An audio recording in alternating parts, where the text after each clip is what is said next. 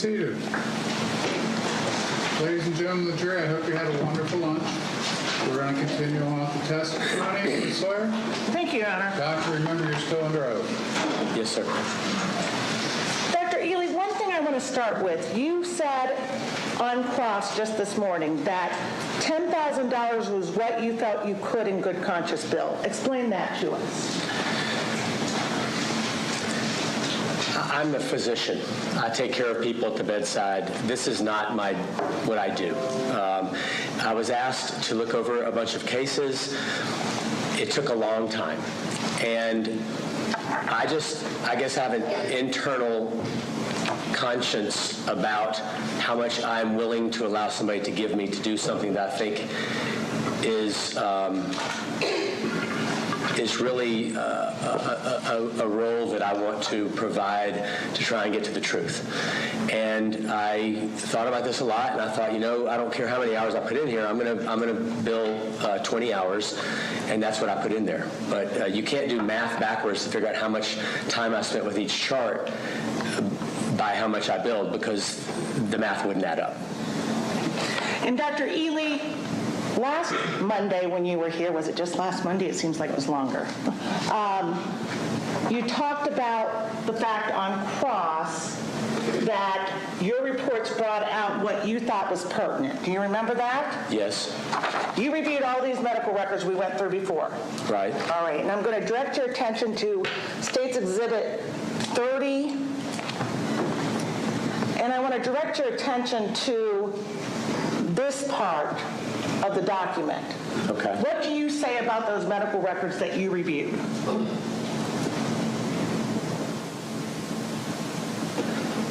I list them. I said that I reviewed these records, and I listed each patient and their age, and the primary goal of the doctrine of double. I go into the doctrine of double effect, but I'm not sure what else you're looking for there. I want to direct your attention to the last sentence here of this paragraph. Okay. I fully incorporate those records herein by reference. So what does that mean to us? What that means is that I said I reviewed all of the records, and I meant that I reviewed all of the records, but I'm not going to dictate every single thing that I knew about the records in the report. What I did when I focused my report was to try and bring out what I thought was the most relevant component to do with the fact of the medications that were given at the time that they were taken off of life support. How long would your reports have to be to incorporate all of that in there? I mean, it would go on for hundreds of pages. Nobody wants to read hundreds of pages. And plus, what I needed to get across was the truth that there's a way that we do things in medicine, and there's a way that we don't do things in medicine. And what I found as a very consistent pattern across these cases was that something was done that was extremely out of the ordinary from what we normally do. Okay. Let's ask another question. Sure. Okay. So, in summarizing on those 1 to 2 pages per of each patient, what was your main goal? My main goal was to try and, in a succinct fashion, portray the truth about what the patient was suffering from a disease perspective, and then get across that something was done that was not agreed upon by a DNR. Your Honor, may we approach real quick? I know we just took a break, but I think it's necessary. Do you guys get to know each other yet? Y'all tired of me talking about getting to know each other?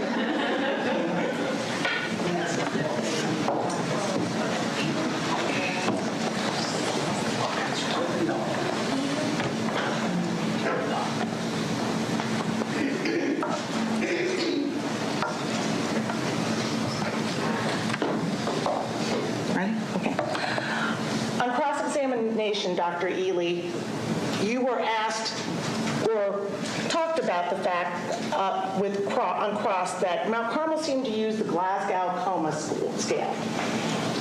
And it implied that they didn't use the RAS, the Richmond Agitation Sedation Scale. In your review of these records, did you find that they used both of those? Yes. And there was a lot of talk on cross-examination about the CPOT and 8, 10, whatever. You indicated, and I'm going to show you what's been marked for identification as State's Exhibit 2F. 2F, do you see that? Yes. And these are records regarding who? Ryan Hayes.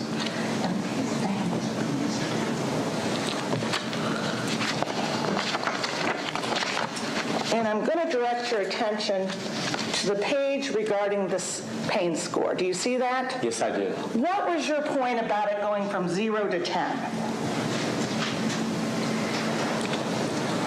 The point about going from 0 to 10 is that if you look at this chart, which takes place from the 2nd into the 3rd of April, and you go from 6 in the morning and then into the evening hours of the 3rd, there is an extremely consistent report that there's no pain being perceived by the nurses who are filling out the pain report, and then all of a sudden, at the time that this person got these medications in very, very high doses that were way above what they'd been receiving before, it seemed that all of a sudden there was this humongous switch in the amount of pain that the patient was suffering. I wasn't there. I don't claim to know what happened, but that is a very unusual pattern of clinical pain recordings right there. Usually you'd see 0, 3, 5, 6, back down to 3, then you'd see you'd see a pattern of something going on, but this was extremely consistent zeros, and then whammo, out of nowhere comes a 10. I mean, this is almost never seen. I can't recall very many times in my entire history of 30 years of practicing medicine where something like this happens, unless there's an outright procedure done that creates that amount of pain. And Dr. Ely, if you recall, Ryan Hayes was the one with an anoxic brain injury. Does that make that, how does that affect that score? Yeah, somebody with an anoxic brain injury, as was pointed out earlier today, would have a very difficult time manifesting pain outside. So that's why I wrote in the A, B, C, D, E, F bundle, the ICU Liberation bundle, to try and assume that there's pain. We do not want anybody to suffer. That is my first and foremost thing as a physician, is I never want anyone to suffer. When it was brought up earlier that I learned from suffering, yes, I learned from suffering and how to try and address suffering. But if somebody can't manifest suffering, I want to maybe assume that they have some of it. But here, the person is not manifesting any suffering. I don't know how a person with an anoxic brain injury could all of a sudden go from 0 to 150 miles an hour with pain when their brain won't do that externally. And I'm going to pull that page up a little bit further even. Dr. Ely, what pain scale does it say they're using at this time? It says they're using the CPOT, which doesn't go to 10. It goes to 8.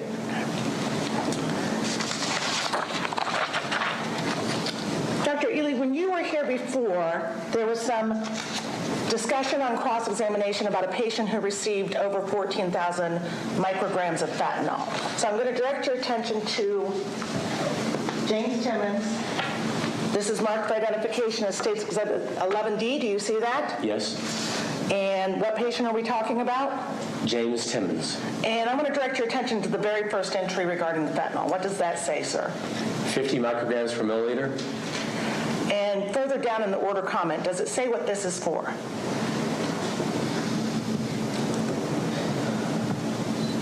I'm looking, sorry. Order comment would be the very last line of it. Oh, okay. It says for anesthesia. All right, and I'm going to just turn the page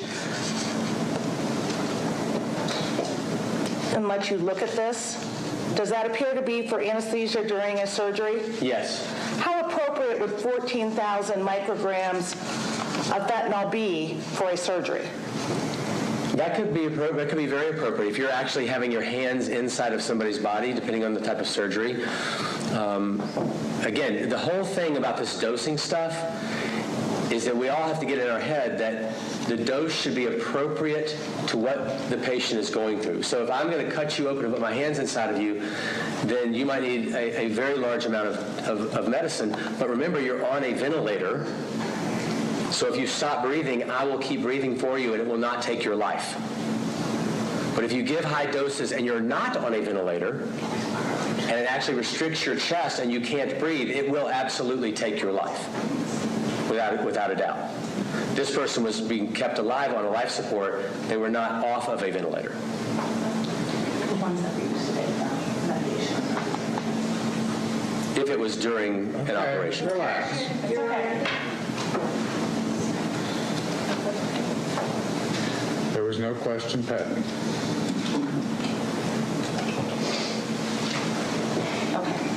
Thank you.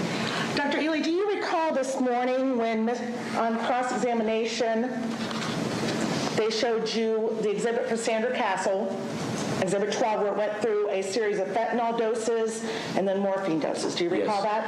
that? You had asked at one point, when was she extubated? Yes. So I'm going to show you for what's been marked for identification as State's Exhibit 12D. And who is this regarding? Sandra Castle. What does this, move it up one for you, what does this entry tell us? Patient palliatively extubated at 16:42. And what date is that on, sir? That's on the 13th of November, 2018. All right, so just going back through my notes, would she have been extubated at the time on November 10th, November 11th, and November 12th when she received the fentanyl doses? No, when she was getting those doses, which were much more modest, she was on a ventilator. And if they would have stopped her from breathing, she would keep getting breathed by the ventilator. And is that appropriate dose at that time?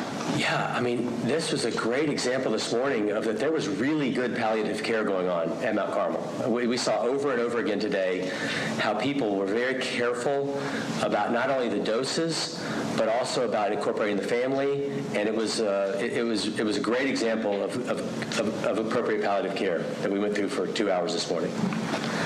And even the dose of fentanyl she received on November 13th, prior to 16:42, she was still on the ventilator. Yeah. Now, there was a question asked of you that for Ms. Castle, the 1,000 micrograms of fentanyl was associated with palliative extubation. Is that correct? If that was given at 22:57 on November 13th? That's after the time that she was palliatively extubated. How would a dose of 1,000 micrograms of fentanyl affect an elderly lady who's been off the ventilator for a period of, I'm counting probably 6 hours? How would 1,000 micrograms of fentanyl affect her, sir? That dose of fentanyl would take your life. It would stop you from breathing. You would not survive that dose. And I'm talking about even healthy people. But in her situation, there's essentially no chance of having more time alive after receiving that dose. And part of the reason is that it suppresses your brain's drive to breathe. But the other thing that it does is we get chest wall stiffness when we receive high doses of fentanyl. So if I have you on a ventilator and I'm bagging you, it becomes very difficult sometimes to deliver the breaths because your muscles tighten up. And at that high dose, not only would her brain say quit breathing, but her chest would say quit breathing too. And that's another question for you. So on cross-examination, there was discussion about the fact that obviously palliative extubation, for those who die, you can't interview them to know whether it was painful or not. What does your experience and research tell you about how painful palliative extubation is? We have had patients tell us that there was some pain involved with palliative extubation, which is why we do give 50, 100, 150 micrograms of fentanyl, which are below the doses that usually stop people breathing and below the doses that cause the chest stiffness. Don't forget, in addition to the fentanyl, that these people were also receiving hydromorphone, which is essentially like another 1,000 of fentanyl. So on top of the 1,000 fentanyl, they were getting another 1,000 of fentanyl equivalent, many of them through the hydromorphone that they were given. So it's like a double or triple whammy. So I know we talked about the conversion rate of morphine to fentanyl. what is it for hydromorphone to fentanyl? Okay, an easy way to remember this, and you can find ranges of different numbers, but an easy way to remember this is that 1 of hydromorphone, which is dilaudid, is equivalent to 10 of morphine. Those are both in milligrams, which is equivalent to 100 of fentanyl. Okay, so 1 to 10 to 100. And so if I give 10 of hydromorphone, that's like 1,000 of fentanyl. And if I give 10 of morphine, or 100, and I'll forget the morphine part. So many of these patients got 10 of hydromorphone at the same time that they also got 1,000 or 2,000 of fentanyl. So you have to add all that up. And I don't know why you would do that, because we don't usually mix these narcotics like that. We usually go with one or the other. But to give 2 and also to give the benzo, there are a lot of literature. For 30 years, we've known in the medical literature that if you give these drugs together, they are Objection, Your Honor, at this point, the question exceeding. is about the equivalent. Okay. We'll ask the next question, Your Okay, Honor. sustained. There's some Disregard the question- last section. Some cross-examination regarding the fact that Walls' time of death at the medical records was 0132, and on the death certificate it says 0201. Do you know why? No, I think that's not even that unusual. But sometimes people just don't pay that much attention to the clock, and we get off by Your some Honor, minutes. he said he didn't know why. Move to strike the rest. I'll permit it.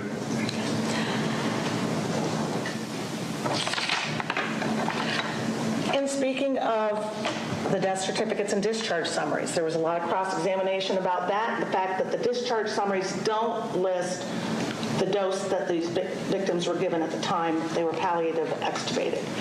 Is that unusual? I think this is a very important question. No, that's not unusual. If you look through the medical literature, there are dozens of papers that have been analyzing hundreds of people's death certificates and then going back with pathologists doing medical examiners confirmatory tests of what were actually the causes of death. And the range very consistently is that the errors on death certificates from actual cause of death range from 30% of them having errors all the way up to 75% of them having errors. So up to 1 in 3, up to 3 in 4 have errors on the death certificates.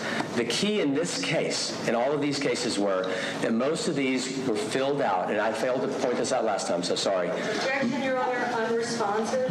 I think it is responsive. Go ahead. Go ahead. These death certificates, for the most part, other than those who got a medical examiner, were filled out by the attending physician, which was pointed out many times. Those attending physicians would never have written fentanyl overdose on that death certificate because they didn't have any fentanyl levels, and they were only writing down the diseases that the person came into the hospital with. Your Honor, objection as to speculation. He has no idea what they were doing. Okay. Okay, I can speak more definitively about it. Stop. At the current time, I think he's okay. I note your objection. Let's ask a new question. Why do you say that they would have no idea of the level of fentanyl given? They had no medical knowledge of a level of fentanyl because it had not been checked. And they were clinical physicians, not medical examiners. And the way that we are trained is to write down the causes of death according to the diseases that the person naturally has. We have no ability to surmise a drug dose if we don't have a level, and we can't put it on the death certificate.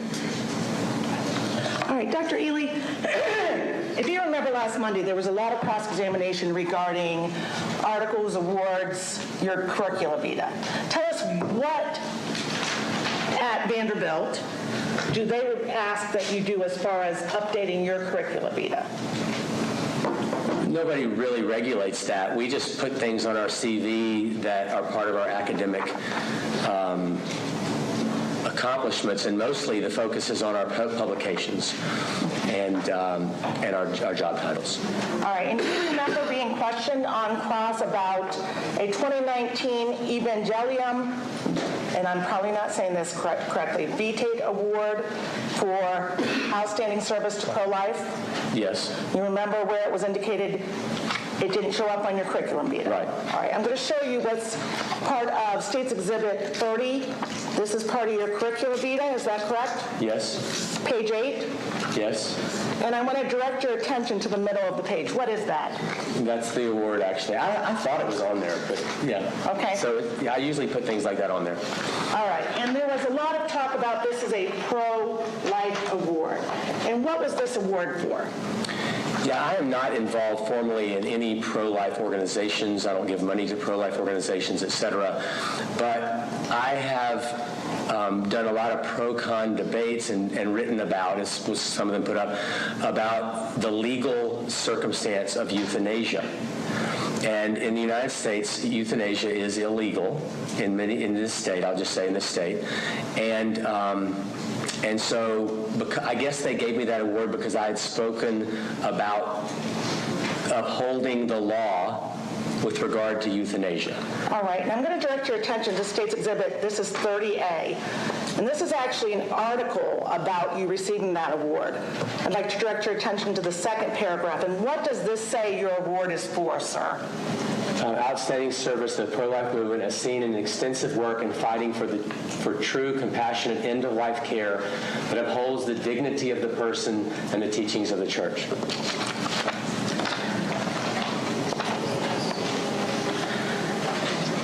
And Dr. Ely, again, there was a lot of discussion about different articles that you wrote.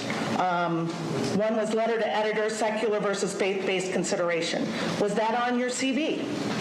I think it probably is. But I could be wrong. I mean, not everything gets on there. The CV is getting kind of long, and I might miss some things. All right, I'm going to direct your attention. This is again State's Exhibit 30. And direct your attention to, this is page 76. Yep. Your CV. Yes. Direct your attention to line 49. Letter to the Editor, Physician-Assisted Suicide, Secular versus Faith-Based Considerations. So that one was on there. Yeah. And I am very in favor of the secular part. No questions. I'm going to have to ask you them. All right, and then the next one that they discussed was a doctor's prayer-seeking saintly age. And again, I'm going to direct your attention to your CV. State's Exhibit 30, is that your CV? Yes. Page 78? Yes. And I'm going to direct your attention to line 77. Is that article? Yes.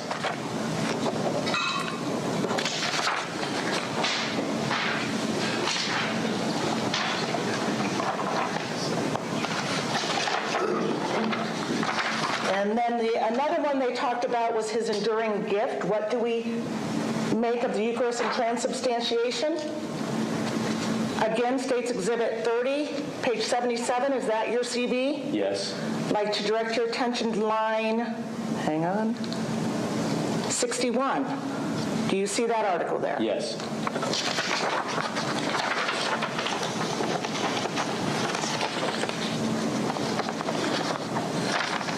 And a lot of discussion was made regarding a swimming pool in the ICU. That was on your CV, isn't it? Right. Why was that important for you when you wrote it, sir? This man came to us with a heart attack and dying of pneumonia, and I asked the family what matters to him, and we have a whiteboard in each room with goals of care on it. And I left, and I came back in, and what he had said, they had written on the board. So they had written the word baptism on the board. So that was what he told his son and daughter that he wanted to have happen. I didn't think it could happen, but because I just thought we could, sprinkle him with water. But the daughter said, no, we want a full dunk, and he wants a full dunk. And that was a very unusual thing. So the nurses gathered together with the family. They went out and got a pool at Costco. They blew it up. They put water in it. I'm sorry. And we tried to achieve. Stop. Yeah. I think the question was, why was it important for you to write? Not a recitation of all the events. Okay, overruled. Go ahead. So this is all about why it was important to me. Because what's important to me is relief of suffering. And what it means to be a human is to be allowed to have the freedom to live our life the way that we want. And in this circumstance, this man wanted this very unusual thing in an ICU that required a lot of engineering to do what he preferred. And I wrote that article and published it in the Wall Street Journal because I thought it was a great example of medical people going above and beyond for the patient to do what they were asking for in their dying hours. And that's why I wrote it. And the next article that was brought up was Sonnet 30, Love, Dignity, and Dying. And there was a lot of discussion on Cross about Jess's condition, and that many of the team in the ICU felt she was in hellish shape. What was Jess's condition, sir? Jessa was a woman who had ALS, and she was on a ventilator. And the resident spoke up that morning, a woman, and said, this is hellish, why are we doing this to her? And the husband, and this is in the article, but it wasn't pointed out, walked up behind her and put his hand on her. She was embarrassed that he had heard her say that. And he said, I get your point, and I might not want this ventilator either. But my wife wants the ventilator, and she wants every day she can have with me. So she's the one asking for this life support. And even though the resident would have considered it hellish in her terms, the patient did not. And so what we have to do is never impose our quality of life on the patients and allow the patient to tell us what they want. That was the point of that paper.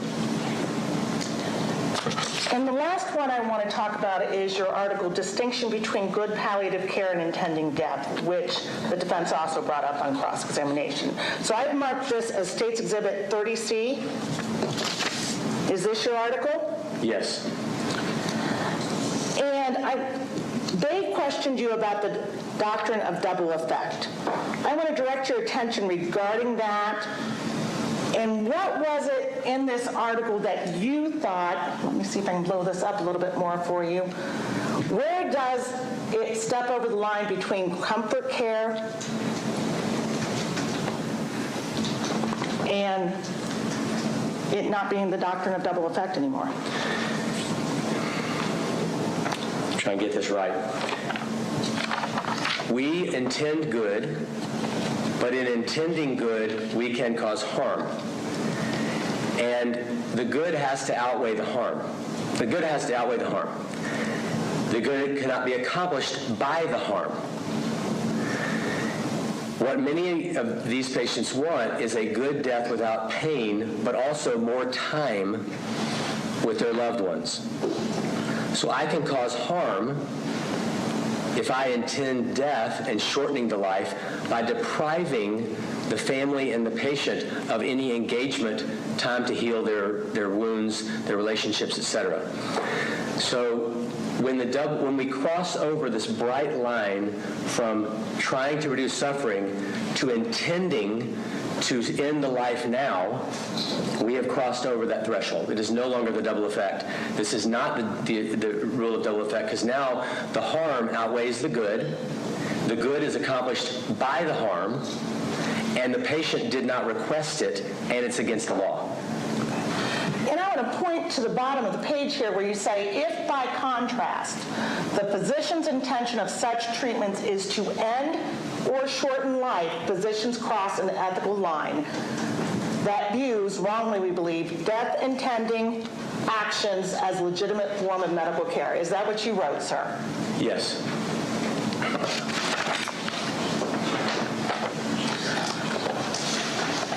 So let's talk a little bit about some of where we ended this morning. Okay. You talked about DNR CCA, which under Mount Carmel, as you've learned, is do not resuscitate, comfort, care, arrest. What does that mean to us? It means that we are going to withdraw support, and the ladder that we're climbing for that patient now in our goals is to keep the patient comfortable and reduce suffering, but not to cure. So we've taken the ladder off of the wall of cure and put it over onto a wall of comfort. All right, and I think that's DNRCC, comfort care. Okay. Comfort care arrest means that if they go in, you're going to provide full support, but if they go into cardiac arrest, you're not going to. Is that correct? Yes. Okay. Leaving. It is, but it's transitional kind of, so I'm permitted. Prior to either of those being placed on a patient's record, DNR CCA or DNR CC, if there is a code, what is the obligation of all the team members in the ICU? I couldn't follow that question. Sure. All right. So if there are neither of these DNR statuses, and there is a patient who codes in the ICU, what must be done? Yeah, if the patient's not a DNR yet, they're still a full code, then and the patient arrests, then we are obligated to provide CPR, cardioversion, chest compressions, and use the life support to try and save their life. And in your experience, sir, are codes quiet incidents in an ICU? No, they're very loud and disruptive and boisterous. How many people would respond on a typical code? 15, 20.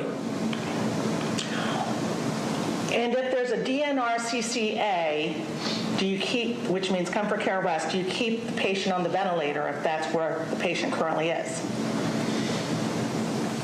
Usually when somebody's a DNR CCA, they could still be on a ventilator for some period of time. It's not a rigid rule that they're always off the ventilator, but many times in those circumstances, they might be taken off the ventilator at some point. So I kind of can go either way.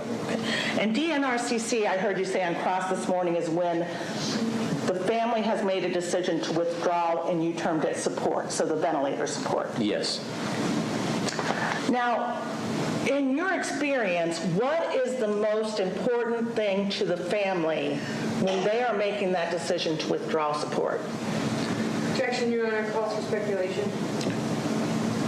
I'll permit it based upon what he's doing here today.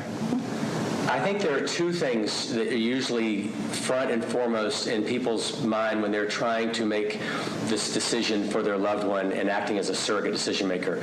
And one of them is, I want to be accurate in accordance with my loved one's preferences. So I'm doing my absolute best to approximate their decision, and usually it's in this case of comfort care, it's that my loved one would no longer want to suffer with these ongoing life support maneuvers. But the second thing that's on their mind is there any way that we can have time with this person to have any engagement as they're dying? We know that they're dying. The question is, can we have hours or days at all in this circumstance? And we don't know that at that time, but that's something that's usually on people's mind. And you said... Hold on. Ms. Sawyer, from now on, let's ask the question in the hypothetical. Sure, absolutely. Okay, because that wasn't her objection, but just to make sure it's clean. Sure. Absolutely, Your Ask it in Honor. hypothetical. It's a legal thing, guys. Relax. You said they know their loved one is dying in your explanation for that hypothetical. So, hypothetically, what are they basing that knowledge that their loved one is dying on? They're basing that knowledge that the loved one is dying on what they've been told by the medical team and their own knowledge of what the person looks like. You know, they know this person in and out, so they combine, I think, their own assessment, their gut feeling, with what they're taught by the medical team. And Dr. Ely, in your opinion, is it important to have full and complete information in making that decision? Yes. Dr. Ely, I want to show you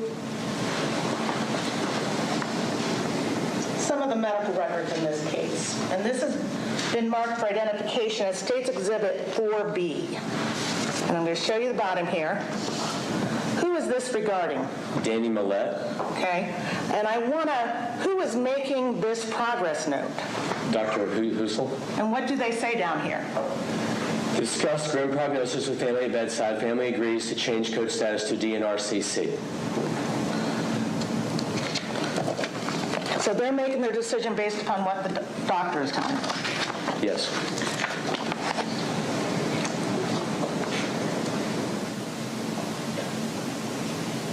Showing you what's been marked for identification as State's Exhibit 8E.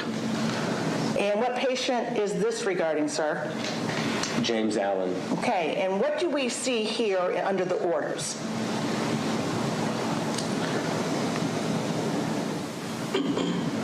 DNRCC? Do not resuscitate comfort care? Right. What doctor is entering this order? Dr. Husel.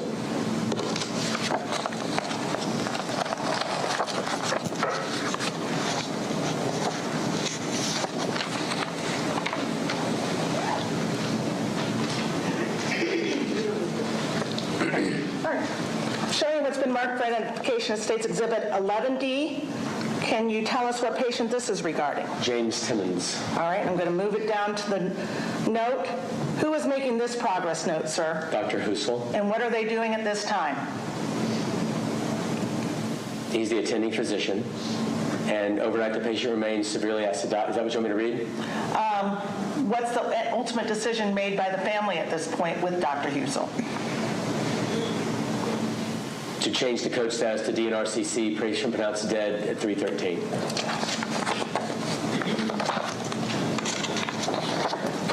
And what's marked for identification as State's Exhibit 13D? Who is Rebecca this? Walls. Okay. And what is going on with this progress note, sir? Dr. Husel wrote it, and it says family in agreement with the DNRCC, patient pronounced dead at 1:32. Slow down a little bit. Oh, sorry. So if you could repeat that a little bit slower, Dr. Ely. Family called to bedside to discuss code status.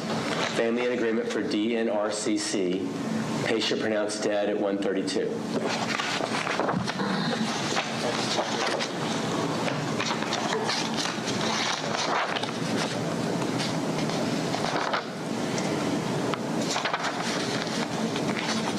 All right, I'm going to show you what's been marked for identification as State's Exhibit 1F. What patient are we talking about here, sir? Joanna Belisari. All right, I'm going to go to another page on this one. And talk about the progress note. Who is making this progress note, sir? Dr. Husel. And what are they doing at this point? I've never seen this happen before. I'm noticing something for the first time. The family decided to withdraw care.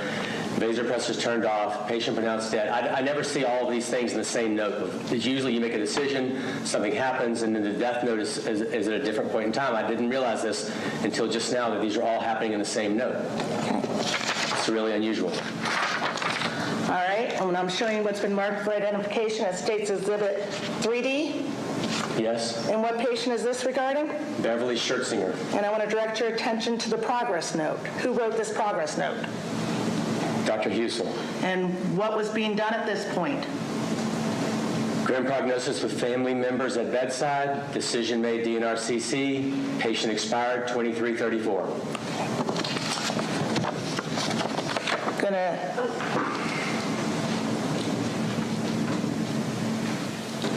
You want to talk to me? Will I have recall? Well, that's another issue. That's another question. I think we should do an attorney thing over here for a second. Ladies and gentlemen, entertain yourselves. We're deciding whether to bring little toys in there for you guys to play with.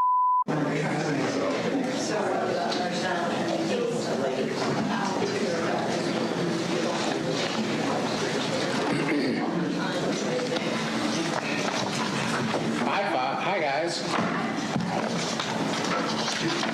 We'll let Sam get set up here. Have you gotten 10,000 steps in yet today, Sam? Sawyer? Dr. Ely, I'm going to show you what's been marked for identification as State's Exhibit 5D. And the patient on this one?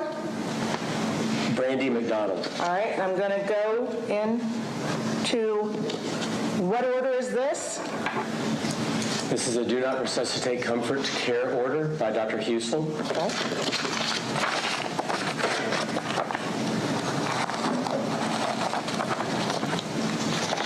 And State's Exhibit 70, regarding what patient, sir? Jeremy Hodge. All right. Jeremiah Hodge. And I'm going to direct your attention to the progress note. Who made this progress note? Dr. Husel. And did the family members at this time agree to DNRCC? Yes.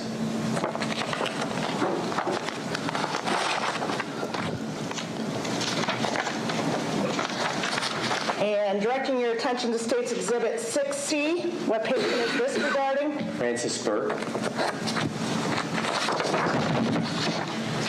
Sorry. And again, regarding Francis Burke, I want to direct your attention to this order. DNRCC by Dr. Husel.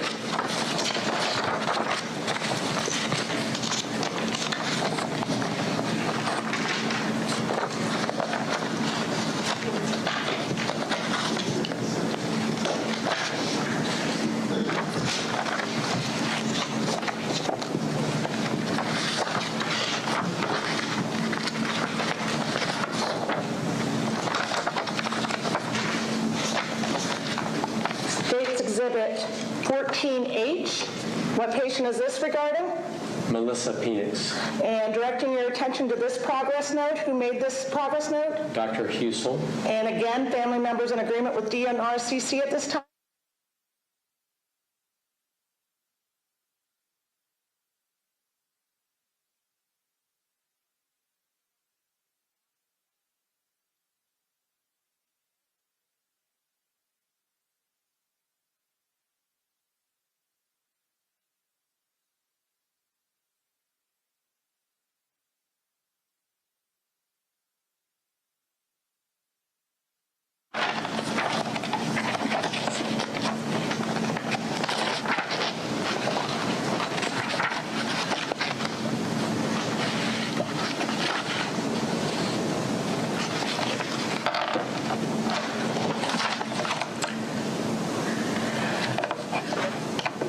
Doctor, during the course of cross-examination, it was discussed with you regarding the phrase "to a reasonable degree of medical certainty." Do you recall that? Yes.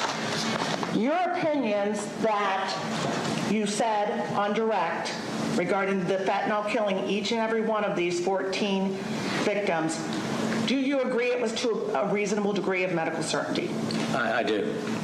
What do you base that on, sir? I base it on the fact that that none of these patients had been getting doses. Well, no. I base it on the fact that most of the patients, I don't want to say none and never, I'm trying to avoid that most of these patients were not getting doses anywhere near that level prior to that escalation in that bolus, and that a human body that does not build up tolerance cannot sustain 1, 2, 3,000 micrograms equivalencies of fentanyl. And some of these patients had 1,000 of fentanyl, another 1,000 of fentanyl, and then 10 of hydromorphone, which is another 1,000 of fentanyl. The body cannot breathe after those doses, period, and will have chest tightness as well, most likely. And that's why I think it enabled that DNRCC note to also include the death in the same note, because they were all happening simultaneously. And that's the thing that I find alarming as I'm sitting here and realizing this for the first time. And Dr. Ely, on cross, you were asked, but for the fentanyl, could you predict when Joanne Belisari would die? And you answered, no, I cannot. Explain that to us.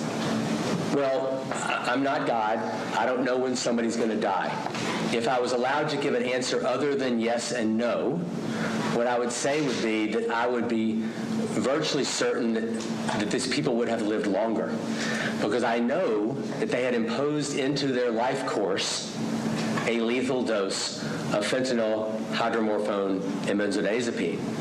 In the absence of those drugs, there would not have been a median time of death of 10 to 14 minutes after the drugs. Usually we have people living for hours or days after we withdraw support. And the doses these people gave would not allow them to keep living. And there's also no other reason to give those doses unless you're trying to end the life of the person. I've never seen it done in my entire 30 years of medicine, ever. And that same explanation goes for Ryan Hayes, Yes. for James Timmons, Yes. for Beverly Schertzinger, Yes. for Danny Millette, Yes. for Brandy McDonald, Yes. for Francis Burke, Yes. for Jeremiah Hodge. Yes.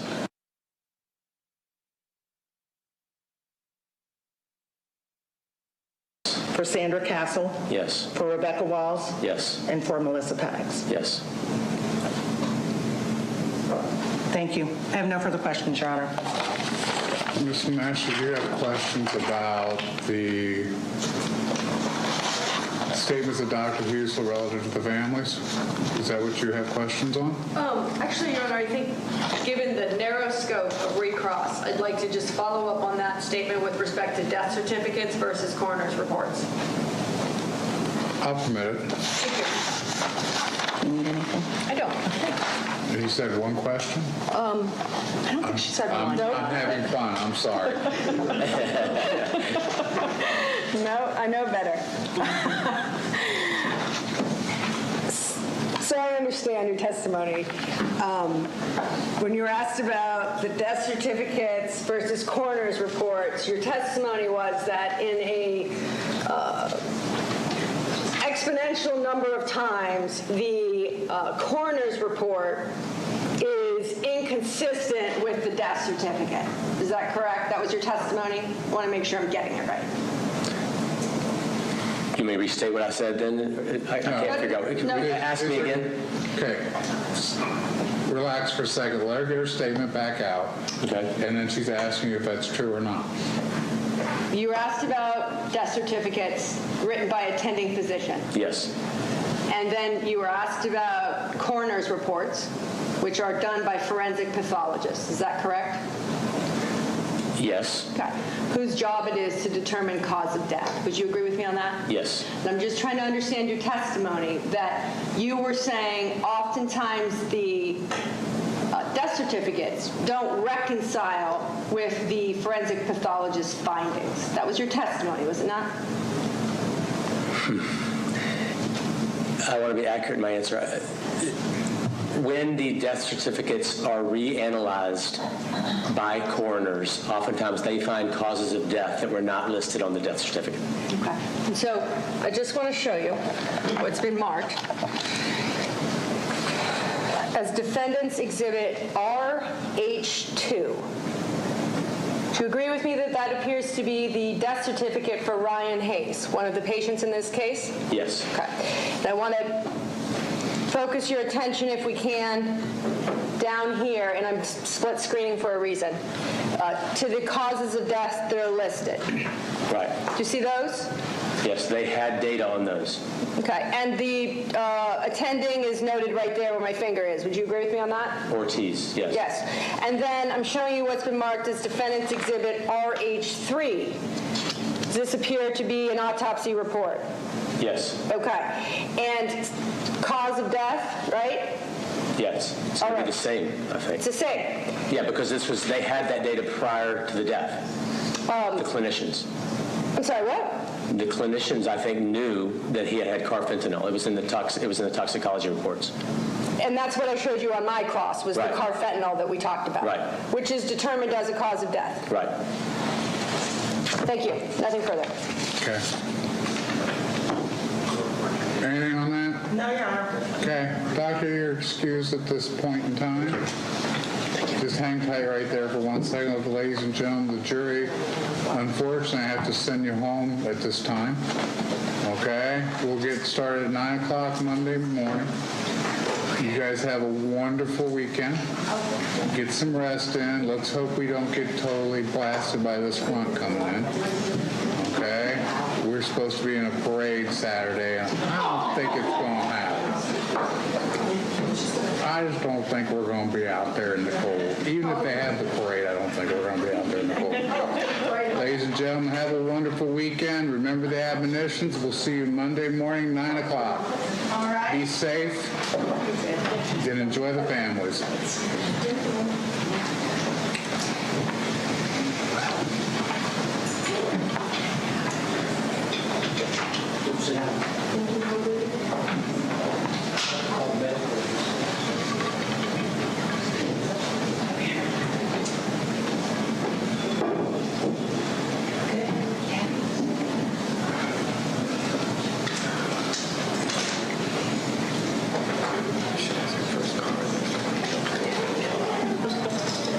Doctor, you're excused.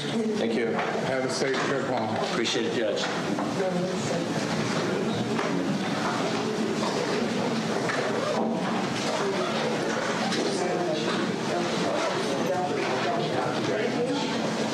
Okay, hold on, guys. Relax for a second.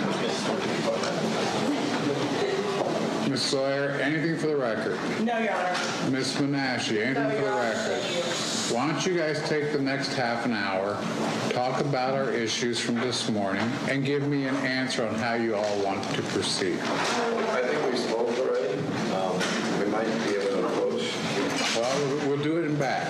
Okay. Because it's of those issues.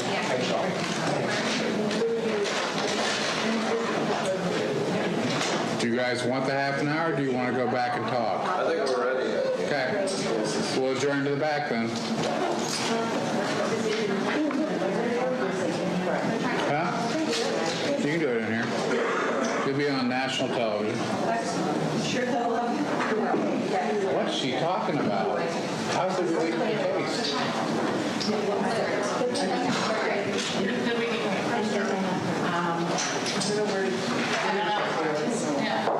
Let's give the jurors a couple minutes to get out of here. Thanks, Paul. Enjoy your vacation.